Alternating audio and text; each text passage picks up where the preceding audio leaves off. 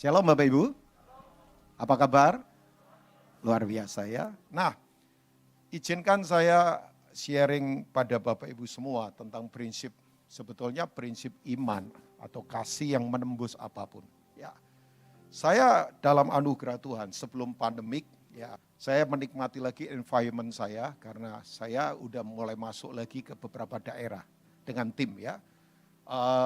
Sebulan yang lalu kita ada di daerah Sulawesi Barat, ya nggak terlalu jauh sebetulnya, hanya kira-kira 8,5 jam dari Makassar, naik mobil, tapi jalanan udah oke sekarang dibandingkan sekian tahun yang lalu. Ya, jadi jalanannya oke, saya hampir tinggal 1 minggu di sana. Nah, sebelum pandemik Bapak Ibu ya, sebelum pandemik kita ini pergi ke satu tempat yang memang agak jauh. Itu kalau nggak salah Gojek itu merupakan harga yang paling mahal gitu ke daerah itu. Kira-kira Gojek bisa 1 juta kalau orang ke sana. Ya, jadi mahal itu ya, bayangkan ya. Nah, itu kalau nggak hujan, kalau hujan bisa 2 hari. Nah, itu belum juga kalau motornya nggak rusak. Kalau motornya rusak bisa 3 hari. Tinggal kebangkitannya Bapak Ibu ya. Jadi kan hari ketiga bangkit, bayangkan. Itu saking jauhnya. Nah, waktu ada di sana yang saya terkejut adalah ya luar biasa. Tapi saya terkejut karena ada satu ibu yang punya usaha. Ya, dia punya kelapa sawit, nggak terlalu gede lah. Tapi lumayan untuk hidup. Ya, memang itu daerah perkebunan kelapa sawit. Dan yang saya kagum bukan soal hanya usahanya, dia bikin sekolah gratis di sana. Ya, dia bikin sekolah gratis dari usaha itu. Ada gereja, kemudian ya beberapa orang tinggal di asrama, ya kemudian dia bikin sekolah. Nah, sekolah itu ada ratusan anak, free, betul-betul gratis. Cuman yang saya terkejut, sekolah ini, anak-anak ini adalah cucu-cucu dari orang-orang yang dulu menganiaya keluarganya gara-gara dia Kristen. Ya, jadi waktu cerita itu, itu cerita nggak gampang. Sampai orang-orang Kristen di daerah itu sempat terusir itu. Mereka nangis tinggalkan ladang, tinggalkan gereja. Ya karena waktu itu memang sekian puluh tahun yang lalu. Ya kira-kira tahun mungkin tahun 50-an, 60-an begitulah. Tahun-tahun udah lama banget ini kejadian. Nah beberapa bahkan meninggal gara-gara iman. Yang meninggalnya ada dalam perjalanan kemudian ya itu tuh sakit dan sebagainya. Bahkan ada yang dianiaya juga sampai kemudian mereka meninggal. Nah, ini cerita sekian puluh tahun yang lalu. Nah Bapak Ibu begini, waktu saya dengar ibu ini bikin sekolah dan dikhususkan tuh terutama orang daerah situ, yang notabene ini cucu-cucu dari keluarga yang menganiaya dulu orang-orang percaya. Saya pulang dari tempat itu, saya kemudian berpikir, ini otak dan pikiran ibu ini apa sih? Kok sampai cara memandang kehidupan itu betul-betul melebihi batas apapun. Ya kan? Makanya dia namakan pelayanannya dia pelayanan seperti balas dendam dalam tanda petik loh. Yaitu kalahkan kejahatan dengan kebaikan. Ini bukan balas dendam menganiaya orang, bukan. Nah, saya waktu kemudian pulang, saya ngomong sama teman saya, orang-orang seperti ini pikirannya apa ya tentang Kristus? Sampai saya dengan berani merenungkan begini, jangan-jangan yang saya pikirkan tentang Kristus itu beda dengan para pikiran orang martir tentang siapa Kristus. Oh bisa saja kan? Karena kalau nggak hati-hati, kalau tidak hati-hati, hopefully di sini enggak lah ya, berharap enggak. Bahwa orang sekarang kan create Tuhan menurut keinginannya dia. Jadi Tuhan itu asal memuaskan saya, bikin saya seneng, ya udah itu Tuhan. Kalau enggak berarti dia bukan Tuhan. Bisa saja. Kan kalau nggak hati-hati sekarang Yesus tuh kayak itu tuh, kayak cosmic butler. Cosmic ya alam semesta, butler tahu ya Bapak Ibu, pelayan itu. Kalau Bapak Ibu lihat di kerajaan-kerajaan itu kan, kalau lagi ada perjamuan begitu kan ada butlernya ya. Ya berdiri di samping saudara butuh apa dikasih. Nah Tuhan itu kayak begitu saja sekarang. Oh saya butuh diberkati, saya butuh ditolong, tolong, Tuhan berkati, Tuhan ya cukupkan apa saja yang saya perlukan. Ya, atau bahkan Tuhan bisa saja menjadi itu, the word terapis.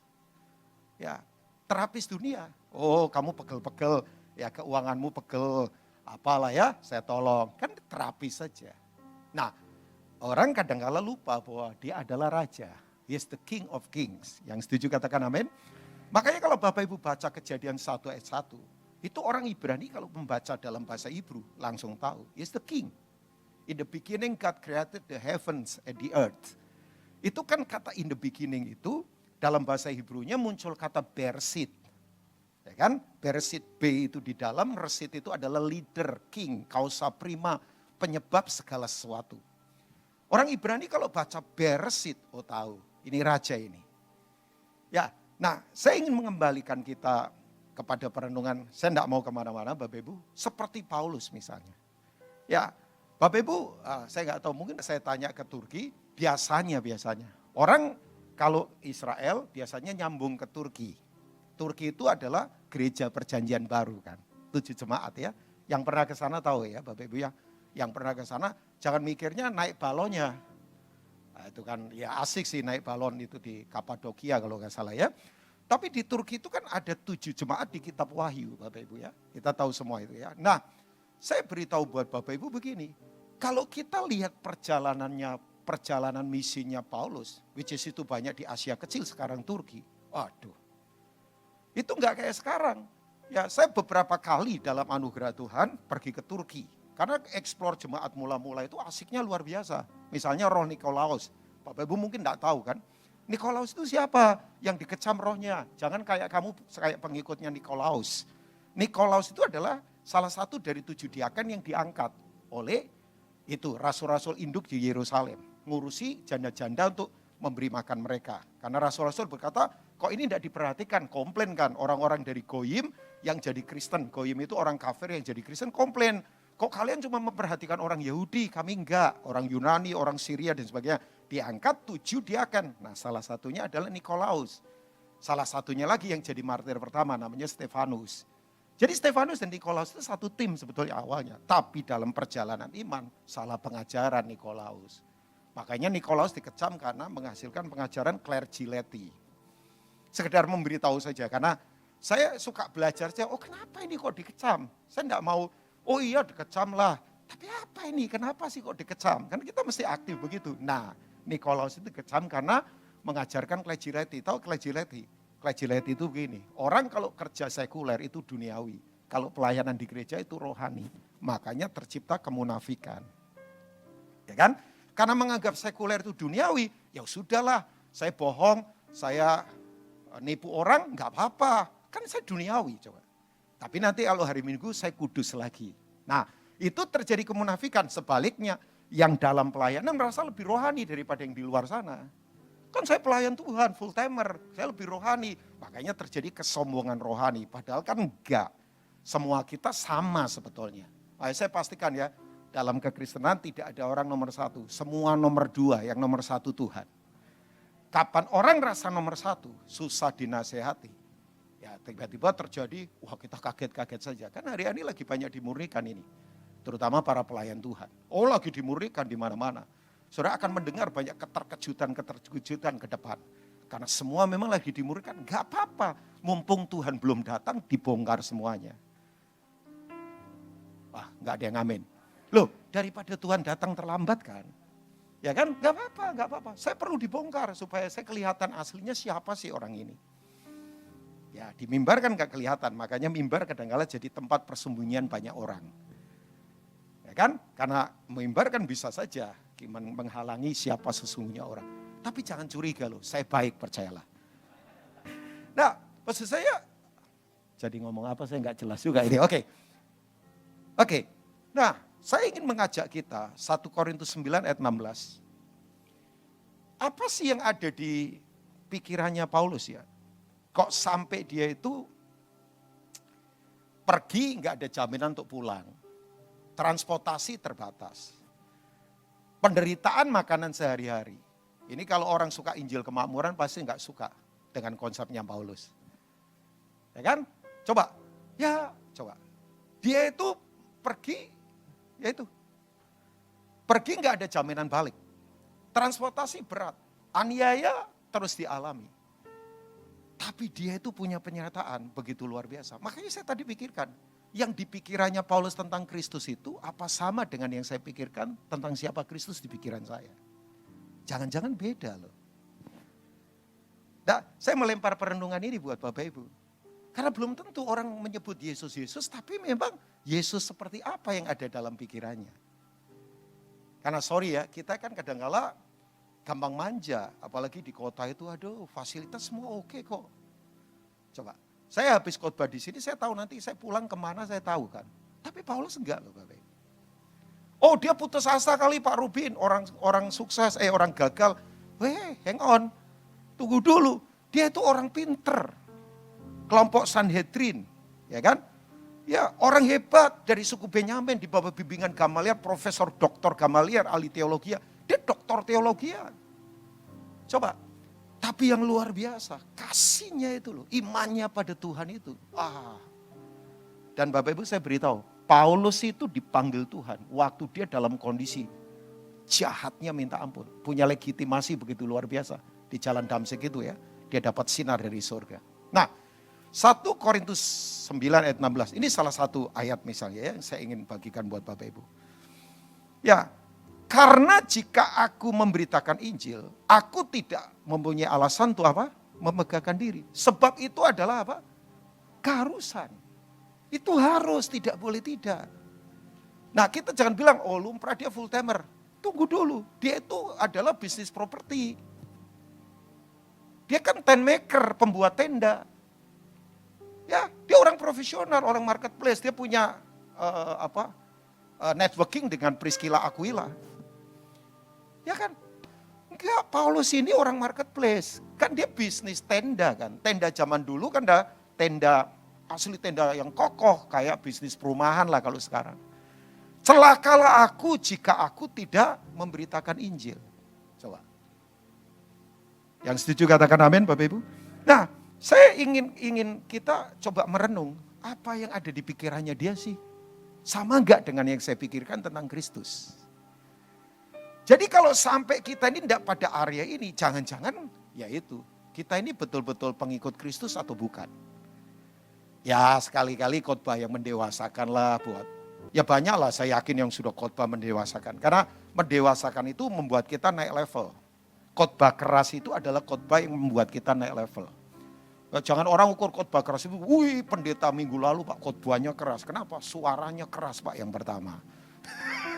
Ya kan? Saya bilang jangan ukur khotbah keras dari suara keras. Yang kedua isinya Pak, jangan berzina, jangan nipu orang, jangan korupsi. Saya bilang itu bukan khotbah keras, itu khotbah dasar pertobatan. Bapak Ibu tahu nggak khotbah keras itu selalu menaikkan level. Makanannya udah beda. Misalnya kamu kerja jangan cari uang, tapi mengejar kehendak Tuhan. Nah itu khotbah keras itu. Levelnya udah lain Bapak Ibu ya. Misalnya kamu utamakan orang lain lebih dari diri sendiri. Nah itu orang yang bertumbuh dalam kasih. Orang kalau bertumbuh dalam kasih selalu begitu. Orang lain lebih utama dari diri sendiri. Ya kan? Kemudian apalagi khotbah keras. Berkorban memberi itu sudah jadi culture. Tahu culture? Budaya itu begini. Yang kita lakukan tidak perlu lagi kita berpikir panjang. Jadi sorry ya, kalau kita memberi berkorban masih berpikir panjang, berarti memberi belum jadi budaya. Kan budaya itu sesuatu yang kita lakukan tanpa kita perlu berpikir. Budaya itu tidak perlu diperdengarkan, tapi dilihat dampaknya dalam kehidupan. Ya kan? Nah itu khotbah yang memindahkan level. Nah hari ini sedikitlah melemparkan khotbah yang memindahkan level buat Bapak Ibu semua. Nah pertanyaan saya, kenapa dia bisa begitu? Saya akan baca lagi Filipi pasal 3. Ini kuncinya ternyata. Ayat yang ke-10 sampai ayat yang ke-11. Thank you multimedia. Atau sebelumnya boleh ke ayat 9 dulu. Dia berkata begini. Atau ayat 8 berarti ya. Maafkan. Nah, coba statementnya dia. Malahan segala sesuatu yang kuanggap rugi karena pengenalan akan Kristus Yesus Tuhanku lebih mulia daripada semuanya. Ya dong, dia rugilah secara manusia. Posisinya hilang. Ya kan, akses. Orang kalau jadi kelompok Sanhedrin, kaya raya. Akses ke Rome Empire pasti dapat project. Kenalannya orang-orang hebat-hebat semua. Coba, itu kan akses Bapak Ibu. Iya kan? Dia berkata begini, aku kehilangan, tapi itu lebih mulia. Yaitu kenal Tuhan dibandingkan semua itu. Oleh karena dialah aku telah melepaskan semuanya itu dan menganggapnya apa? Sampah. Kata sampah di sini ada yang tahu nggak? Pakai bahasa asli apa? Ini bahasa Greek. Ada yang pernah dengar nggak Bapak Ibu? Sampah. Ini memakai kata asli namanya skubalot. Skubalot itu yaitu yang kita buang tadi pagi. Ya, saya yakin yang kita buang tadi pagi nggak ada yang mengingatnya. Yang tadi pagi kita buang itu Bapak Ibu. Nah, ada yang protes, saya belum Pak hari ini. Ya berarti memang susah. Oh kamu belum ya? Ya kalau belum ya memang susah. Yang kita buang tadi pagi kan nggak ada yang kita ingat ya. Ya kan? Itu. Coba bayangkan. Padanan katanya begitu luar biasa. Dia bilang, nggak ada artinya. Ya makanya saya sedih kan. Kalau ada misalnya kakak adik ribut, pecah gara-gara uang. Persahabatan hancur gara-gara bisnis misalnya. Di pelayanan orang jadi ribut. Padahal tadinya sebelum kenal Tuhan, akur baik-baik, tapi ketika sudah pelayanan ribut posisi, ribut apa, jadi ribut. Atau ribut doktrin sekarang, banyak pendeta kan begitu. Bikin YouTube, platformnya itu, ya orang suruh berpihak pada dia, hanya dia yang benar, yang lain salah. Saya udah ngomong, Pak udahlah teologi kita ini masih samar-samar. Kita belum melihat gambar yang sesungguhnya. Nanti kalau ketemu Yesus, nah itu baru benar. Udahlah. Kayak saya itu enggak usah menganggap ganteng, Laung sudah ganteng kok. Ya kan? Saudara orang kalau rasa pinter, ya sudah susah. Pada titik menjadi pinter itu harus. Tapi jangan rasa pinter karena meremehkan yang lain. Loh orang kalau kaya itu enggak usah rasa kaya, wong sudah kaya kok. Ya kan? Udah, jangan merasa-rasa. Pada titik jadi baik harus, tapi jangan merasa lebih baik dari yang lain. Itu pasti meremehkan yang lain. Itu kan prinsipnya begitu ya Bapak Ibu ya. Nah kembali, apa sih yang menjadi dasarnya dia berkata begitu? Nah kita ke ayat 10 sampai ayat yang ke-11. Ya oke. Yang kukendaki ialah mengenal dia. Nah ini kuncinya.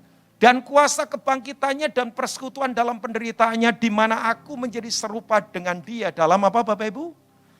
Kematiannya. Ya ayat yang ke-11. Nah ini kepastiannya dia ternyata. Supaya aku akhirnya beroleh kebangkitan dari antara orang mati. Ternyata para martir, tahan ayat 11 ini Bapak Ibu, thank you multimedia. Para martir dan Paulus itu pegang ini Bapak Ibu. Ini yang disebut dengan kekekalan. Mereka fokusnya ke sini Bapak Ibu. Ini pasti, tidak mungkin tidak. Oh ya, ya kan? Bapak Ibu kalau saya tanya, yang paling misteri dalam hidup kita kan banyak. Tapi salah satunya yang paling valid misteri itu adalah kematian. Mati itu misteri loh Bapak Ibu. Oh iya. Saya punya teman gemuk, gede. Kena COVID 4 kali. Sampai saya bilang, kamu kena COVID berapa kali? 4 kali bayangkan. Ada di sini yang 3 kali? Gak ada ya? Ini teman saya termasuk, gak tahu ini. Ya enggak usah booster kali. Sampai COVID sekarang takut sama dia kali. 4 kali, semua varian dia kena semua Pak. Dari awal Delta, Omikron. Omikron udah 2 kali, Delta sekali. Yang pertama itu apa itu? Alpha. 4 kali, bayangkan 4 kali. Orang ini nekatnya luar biasa. Bayangkan Bapak Ibu, sementara pendeta pada sembunyi, termasuk saya. Ya, waktu varian Delta bayangkan, inner circle saya beberapa pulang ke surga. Ya mereka senang sih sekarang. Kita yang nangis. Ya saya nangis kan mereka pergi, mereka senang, mereka sekarang teriak loh sama saya. Ya, selamat bekerja ya bro. Loh mereka sudah senang ketemu Bapak kok. Mereka yang sudah bahagia, mereka senang, mereka lagi nari-nari, mereka bahagia, mereka ngomong selamat berjuang ya bro. Ya kan? Nah Bapak Ibu, teman saya ini 4 kali. Pelayanannya tahu gak? Waktu varian Delta itu bulan apa? Juli kalau nggak salah ya, tahun lalu ya. Ya Juli kira-kira. Itu dengan timnya turun ke kuburan. Kuburkan ratusan mayat semua agama ditungguin. Kan waktu itu aduh itu orang kalau meninggal kena COVID. Kayaknya udah dikubur saja. Keluarga nggak ada yang bisa dampingin. Sendiri kan. Wah, orang cuma bisa lihat lewat Zoom. Menitikkan air mata tapi nggak bisa apa-apa. Ya kan? Tapi dia turun bayangkan. Dan sekarang pelayanannya luar biasa lagi. Ribuan orang dia kasih makan tiap hari dengan timnya. Duitnya dari mana ada saja. Saya barusan ini minggu lalu, itu equip mereka punya retreat. Dan radikal semua memang. Tapi memang harus didampingin yang begini. Ya, saya cukup tegas saja, saya bilang hati-hati loh, jangan jual kemiskinan ke depan. Karena ini paling gampang untuk kita lakukan kan. Saya ingatkan saja karena kita puluhan tahun kan pelayanan yang gini-gini mesti kita luruskan Bapak Ibu. Supaya tetap on the track itu. Karena dia diurapi Tuhan, bayangkan. Diurapi Tuhan, dipakai Tuhan luar biasa memang anak ini. Dulunya bandar narkoba, parah orang Ambon. Bukan Ambon, gede di Ambon, Chinese, tapi gede di Ambon. Lahir Makassar kalau nggak salah. Aduh, hancurnya luar biasa. Tapi Tuhan pakai sekarang. Ya, nah, saya kembali kepada ini. Sekali lagi Bapak Ibu ya, ternyata memang kematian itu misteri. Teman saya 4 kali kena COVID nggak apa-apa tuh. Ada yang sekali lewat, ada juga. Mati itu misteri, kan misteri Bapak Ibu. Kita nggak bisa bilang begini, mati itu tergantung usia lah, yang tua-tua dulu baru yang muda. Enggak juga tuh. Coba enggak juga, 90 tahun dulu itu potensi dipanggil malaikat lebih gede daripada yang muda. Belum tentu juga. Sahabatnya papa saya bayangkan, sudah tua-tua, gak meninggal-meninggal sampai sekarang. Sampai saya ngomong sama mama, ini om ini kan dulu nyebelin, masih hidup, masih rubin. Coba bayangkan, sementara papa yang pesaing baik sudah pulang. Tapi saya seneng sih, sekarang mereka beberapa udah bertobat.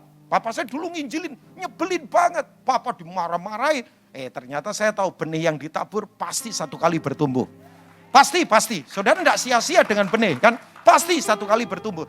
Tapi kan betul, enggak tergantung usia. Atau orang ngomong begini, mati itu tergantung profesi. Ya, biasanya pendeta mati belakangan. Sebab kalau pendeta mati duluan, nanti upacara penghiburan jemaat yang mati siapa yang ngurusin? Enggak juga. Enggak juga, nanti semua pengen jadi pendeta. Enggak, bercanda saja lah ya. Nah, mati tergantung abjad. Ya kan? Yang A dulu B, baru nanti Z. Nanti orang pengennya huruf Z semua namanya dari awal kan? Enggak juga. Mati itu misteri. Tapi saya beritahu, ada kepastian. Waktu kita mati, kita ada di kekekalan bersama Tuhan. Amin. Itu yang jadi kepastian Bapak Ibu. Karena begini, Yesus telah mati dan bangkit mengalahkan maut. Amin. Bapak Ibu, saya kadang bertanya. Makanya Bapak Ibu kalau membaca Alkitab, tolong renung. Saya bertanya begini. Waktu Lazarus dibangkitkan dari antara orang mati. Pertanyaan saya, Lazarus mati lagi enggak? Loh, kok jawabannya ragu? Mati lagi kan? Enggak, setelah dibangkitkan kan mati lagi. Iya kan? Coba kamu sekarang ke Yerusalem, ke Betani, cari alamat rumahnya, enggak ada pasti. Karena dia mati lagi. Loh, dia mati lagi kan? Pertanyaan saya, ngapain sih susah-susah? Wong mati lagi kok dibangkitkan? Nah, ya jawabannya semua tahu. Supaya orang tahu, Yesus tuh tidak hanya berkuasa atas kehidupan. Termasuk di kematian pun dia berkuasa. Bapak Ibu tahu, nanti kita ada di satu kali di momen kehidupan. Kita ada di tempat di mana orang yang paling sayang sama kita tidak bisa temenin kita. Tempat itu ada di kuburan. Istri kita yang sayang kita, suami kita yang sayang kita, tidak bisa temenin kita. Kita alone di sana. Coba kita merenung ya, satu kali kita akan ada di sana. Tempat paling dalam, paling gelap secara manusia. Tapi saya beritahu, Yesus tetap pegang kendali dan bersama kita. Dia pernah ada di sana. Ya, kita punya kepastian. Saya nggak tahu sekarang saudara ada di tempat yang paling dalam. Dan ngomong gini, nggak ada orang peduli sama saya Pak Rupin. Enggak. Dia berkata, I am here with you.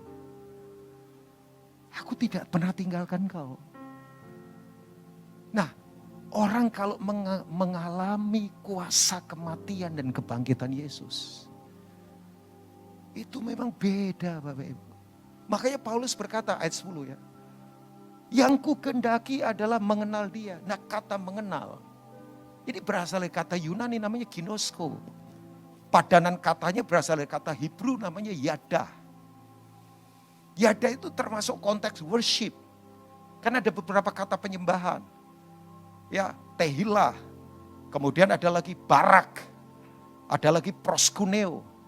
Ada lagi beberapa kata, Bapak Ibu bisa pelajari itu. Nah, kata yada itu atau ginosko mengenal. Itu muncul pertama kali di Kejadian 4 ayat yang pertama. Boleh tampilkan boleh? Kejadian 4 ayat yang pertama. Ini kata yada dalam bahasa Ibrani. Ini pertama kali muncul di ayat ini. Apa itu ayatnya? Nah ini. Kemudian Adam manusia itu bersetubuh dengan Hawa istrinya dan mengandunglah perempuan itu. Dan sebagainya. Kain kan. Nah kata bersetubuh itu adalah yada. Ini adalah pengenalan yang saling terbuka. Tidak ada yang tersembunyi. Karena begini, tidak mungkin seorang mengandung perempuan kalau tidak ada dalam hubungan intim. Nah ini. Makanya iman yang betul jangan dibangun karena ritual agama. Iman yang benar jangan dibangun karena dasar kita ngalami mujizat. Tidak akan kuat. Bangsa Israel kurang apa mujizat? Murid-murid kurang apa lihat mujizat? Tapi meragukan Bapak Ibu. Jadi memang harus ada dalam keintiman yang kuat. Di mana kita ditenggelamkan oleh firman Tuhan. Nah Bapak Ibu. Ternyata para martir, para murid itu. Mereka mengenal kuasa kebangkitan. Nah saya kemudian tanya. Tandanya apa sih Yesus bangkit dari antara orang mati? Coba. Kalau orang ditanya ada yang menjawab begini. Pak kuburnya kosong. Orang yang tidak kenal Tuhan ngomong begini. Bohong lah. Kubur dibuat kosong gampang kok. Difoto aja dilukis. Oh batu terguling Yesus bangkit. Tapi kan coba buktinya apa? Yesus bangkit. Oh Yesus bangkit yaitu buktinya dia sudah mati dan kalahkan maut. Ada kepercayaan lain berkata begini. Yang mati itu bukan Yesus. Yang mati itu adalah salah satu muridnya yang mirip sama dia. Dan berita itu sampai hari ini diyakini banyak orang loh Bapak Ibu. Ya kan? Itu kan hasil dari apa? Ahli Taurat kemudian sogok tentara Roma pakai uang kan. Dan dikasih tahu begini. Kasih tahu bahwa muridnya mencuri mayatnya. Berita itu sampai hari ini diyakini. Loh, orang yang tidak percaya Tuhan bisa membantah Bapak Ibu. Mereka punya argumen dan logik lagi kadang-kala argumennya. Tapi saya mau kembali ke Alkitab. Tanda bahwa orang mengalami kuasa kematian dan kebangkitan Yesus. Tandanya apa sebetulnya? Ya, tandanya apa sih? Orang mengenal siapa Yesus yang mati dan bangkit dari kematian. Tandanya apa? Dia satu-satunya yang sulung pertama kali yang mengalahkan maut. Yang setuju katakan amin. Makanya dia berkuasa Bapak Ibu. Tandanya apa? Tandanya ini. Orang kalau mengenal kematian dan kebangkitan Yesus. Tanda utamanya adalah hidupnya berubah. Amin. Hidupnya berubah. Coba saya kasih contoh Bapak Ibu. Di Alkitab itu ada murid yang pemberani seketika tapi penakut seketika juga. Orang itu namanya Petrus. Coba. Beberapa peristiwa. Di menit-menit tertentu dia pemberani. Waktu ada di Danau Galilea. Mereka lagi berlayar kan. Ombak besar, badai menyerbu. Yesus berjalan di atas air jam 3 dini hari. Semua ketakutan. Petrus ngomong begini, Tuhan kalau engkau itu, suruh aku berjalan di atas air. Yesus berkata, "Come Petrus." Petrus keluar dari dari perahu. Dia seorang nelayan, dia tahu bahwa orang nggak pakai peralatan scuba, ya bisa mati jalan di atas air. Nah saya mau tanya buat Bapak Ibu, Petrus sempat jalan di atas air nggak Bapak Ibu? Sempat, dia berani, murid-murid yang lain sembunyi di perahu. Satu-satunya murid yang berani berjalan di atas air, Petrus. Tapi tiba-tiba, gak butuh waktu banyak, beberapa detik ketika ketiup angin. Dia ketakutan dong, sampai kemudian dia tenggelam. Yesus kemudian angkat tangannya dan berkata, "Mengapa kamu kurang percaya orang yang bimbang?" Aneh orang ini ya, berani tiba-tiba takut. Misalnya, saya kasih contoh lagi. Di perjamuan terakhir, Last Supper. Makan terakhir sebelum Yesus disalibkan kan. Yesus curhat, sebentar ini anak manusia ditangkap. Ya kan? Disiksa, dianiaya, mati disalib, hari ketiga bangkit. Coba bayangkan. Yesus tidak suruh Petrus berkomentar. Dia langsung berdiri dan bersuara. Makanya kalau di rapat ada orang gak suruh ngomong, tiba-tiba berdiri ngomong. Itu Petrus, percayalah. Itu alirannya Petrus itu. Kan ada ya, mungkin yang pimpinan-pimpinan di sini, ya kalau kita lagi gak disuruh ngomong, dia ngomong, Petrus. Tahu gak apa yang dia katakan? Guru, sekalipun yang lain meninggalkan kamu, aku sekali-kali enggak. Bahkan aku siap mati bersama engkau. Itu kalau saya jadi Yesus ya. Saya langsung akan punya respon begini. Yesus tahu kok. Ya kan? Yesus berkata, Petrus, kamu akan mati bersama aku malam ini juga. Malam ini juga. Sebelum ayam berkokok, Kau akan sangkali aku berapa kali? 3 kali. Tahu Bapak Ibu, same day loh. Gak beda hari. Bapak Ibu yang pernah ke Israel tahu ya. Di gereja ayam berkokok, itu kan tempatnya Hanas Kayafas, imam besar. Di mana Yesus diadili dan disiksa di sana. Itu dari jarak dengan Last Supper tadi, itu hanya sekian ratus meter. Dan hanya sekian jam. Tidak beda hari, same day. Hamba-hambanya imam besar ini hamba-hambanya loh ngomong begini. Kamu salah satu muridnya loh. Dia berkata, enggak, aku gak kenal. Tiba-tiba dia lagi ngomong begini. Aku lihat kamu di taman, kamu yang tetakkan pedang kan. Sampai salah satu orang putus telinganya. Dia langsung, enggak, aku gak kenal. Kemudian yang ketiga berkata, dari bahasamu kamu orang Galilea nih. Sama bahasamu. Tahu gak, dia tidak hanya menyangkal. Alkitab berkata, dia mengutuki. Keluarkan swear lo, coba bayangkan. Dia kutuki, dia sumpah dia. Aku gak kenal dia. Ayam berkokok. Saudara, saya beritahu ya, jangan lihat orang itu dari cuman semangat, meledak-ledak. Kalau gak punya pengertian, berat. Itu sebelum Yesus bangkit dari kematian. Tapi tahu gak Bapak? Coba baca saja Alkitab. Begitu Yesus mati dan bangkit. Setiap orang, saya beritahu, setiap orang yang berjumpa dengan dia, berubah semuanya. Coba, saudara kalau baca para martir, saya gak tahu kenapa saya meledak-ledak khotbah hari ini ya. Enggak, roh saya seperti kayak meloncat-loncat di dalam. Saya katakan buat Bapak Ibu ya, tahu gak Bapak Ibu? Satu-satunya murid yang mati tua itu cuman John, Yohanes. Makanya saya baru tahu banyak orang sekarang beri nama anaknya Yohanes. Karena Yohanes itu mati tua. Usia 90 tahun lebih. Ada yang namanya Yohanes ya? Berbahagialah Bapak. Tapi bukan Yohanes Pembaptis Pak ya. Kalau itu dipenggal kepalanya Pak. Enggak Pak, bercanda saja Pak. Enggak. Yuk. Bapak sudah senang saya begitu. Ya, Bapak diberkati Tuhan pasti Pak ya. Yang penting mengerjakan kehendak Tuhan aja. Tahu Bapak Ibu? The only one yang mati tua dibuang ke Patmos balik ke Efesus. John. 11 semuanya. Digantikan Matias kan, Yudas. Mati martir semua. Thomas mati dibanting dari lantai atas sampai pecah. Belum mati lagi sekarang, ditusuk-tusuk. Petrus digantung di salib, kepala terbalik. Dipenggal kepala. Siapa lagi? Bartolomeus di India, dikuliti. Kulitnya disobek, dilempar ke pasir. Siapa lagi? Thomas yang peragu, kalau aku tidak pegang lambungnya dan aku pegang tangannya yang lubang itu, aku tidak percaya. Mati, disiksa, dianiaya. Ini para peragu, orang kayak Petrus yang kadang berani, tiba-tiba takut. Pokoknya semangat saja, tapi nggak tahu ujungnya apa. Tapi tahu saudara, satu kali dia lagi sembahyang dengan John, Kisah Rasul pasal 3. Begitu ketemu orang lumpuh 38 tahun, lumpuh. Dia berkata, Mas Fer, aku nggak punya. Ini yang aku punya, aku berikan. Demi nama Yesus orang Nazaret, bangunlah, bangun. Geger bait Allah. Semua orang ikut, ditangkap mereka. Tahu Bapak Ibu? Yang tadinya ditanyain sama hamba iman. Ini yang menanyai imam sendiri. Kalau sekarang ini kayak ketua senat. Bapak Ibu bisa bayangkan, di ruangan mereka. Itu ruangannya saja mengintimidasi. Semua gak ramah, punya kekuasaan, tentaranya besar. Saudara gak main-main itu. Itu kalau orang gak punya roh yang kuat, tumbang sudah dari awal. Mereka diancam, stop beritakan nama itu. Tahu gak jawaban Petrus? Kisah Rasul pasal 4. Putuskan sendiri, taat sama kamu atau sama Tuhan. Sebab tidak mungkin kami melihat, kami mengalami, kami hidup dalam kuasa kematian dan kebangkitannya. Bayangkan, yang tadinya hambanya mengintimidasi, dia takut.